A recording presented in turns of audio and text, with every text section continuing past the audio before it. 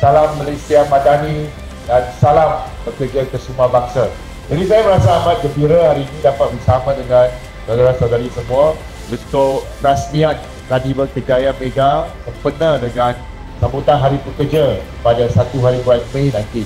Karnival Kejayaan ini merupakan antara inisiatif atau program dalam pengisian program Hari Pekerja. Ini dah bersesuaian dengan apa yang saya selalu tekankan di Kesuma, iaitu kita ingin mencapai misi strategik 3K, kebajikan pekerja, kemahiran pekerja dan keberhasilan pekerja. Kita akan melindungi pekerjaan supaya kekal, bertahan, berdaya saing, mampu untuk memberikan tawaran pasar buruh yang terbaik untuk warga Malaysia. Platform My Future Job berjaya mendapatkan penempatan pekerjaan kepada lebih 17,300 graduan Tibet di negara kita.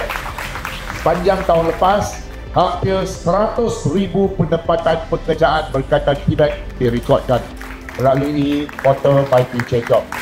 Dengan itu, saya ucapkan terima kasih kepada semua yang telah terlibat, para majikan, penaja dan sebagainya yang telah menjayakan Expo Kejayaan Mega My Future Job sempena Hari Pekerja 2025.